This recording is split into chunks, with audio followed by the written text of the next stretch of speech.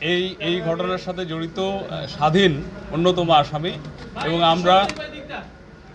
আমরা video footage open source এবং আমাদের ইন্টেলিজেন্সের মাধ্যমে তাকে আমরা গ্রেপ্তার করতে সক্ষম হয়েছে এবং গ্রেপ্তারের পরে সে সমস্ত ঘটনার বর্ণনা দিয়েছে এবং সে এই ঘটনার সাথে জড়িতর কথা স্বীকার করেছে।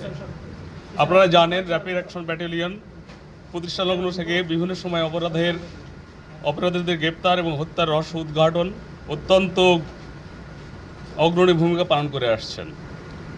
বিশেষত সাম্প্রতিক সময়ে অনেকগুলো উল্লেখ ও চাঞ্চল্যকর ঘটনার দ্রুততম সময়ে নিষ্পত্তি করে র্যাব সাধারণ জনমনে আস্থা অর্জন করতে সক্ষম হয়েছে।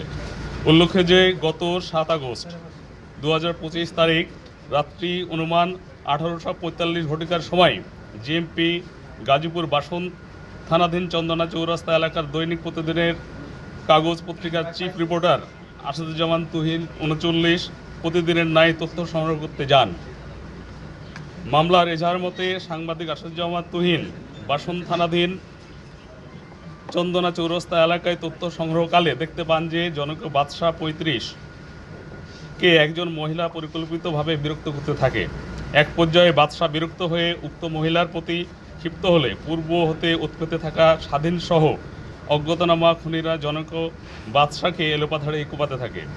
উক্ত ঘটনার ভিডিও চিত্র সাংবাদিক আসাদুজ্জামান তুহিন মোবাইল ফোনে ধারণ করার সময় আসামি স্বাধীন 28 ও অপর অজ্ঞাতনামা আসামিরা একই তারিখ অনুমান 18:55 ঘটিকার সময় জিএমপি গাজীপুর বাসন থানাধীন চৌরাস্তার শাকেন্দ্রস্থ মসজিদ মার্কেটের উত্তর পাশে জনক রুহুল আমিন এর চায়ের দোকানের সামনে ভিকটিম সাংবাদিক আসাদুজ্জামান তুহিনকে ধারালো দেশীয় অস্ত্রশস্ত্র দ্বারা শরীরের বিভিন্ন স্থানে এলোপাথাড়ি কোপ দিয়ে মৃত্যু নিশ্চিত করে।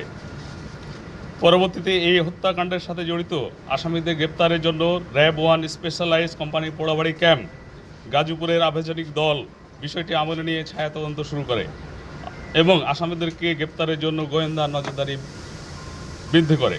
গত 8 আগস্ট 2025 তারিখ আনুমানিক 20:50 ঘটিকার সময়ে র্যাব 1 সিপিএসি এর আভিযানিক দল বিশ্বস্ত সোর্স সিসিটিভি ফুটেজ এবং গোপন সংবাদের ভিত্তিতে জানতে পারে যে উক্ত ঘটনার মামলার প্রধান আসামি স্বাধীন 28 পিতা মোহাম্মদ নূর মোহাম্মদ মাতা মোসাম্মদ সেলিনা বেগম সোনাহারা থানা ফরিদপুর জেলা পাবনা জিএমপি গাজীপুর সদর থানাধীন শিববাড়ি মোড় এলাকায় অবস্থান করছে।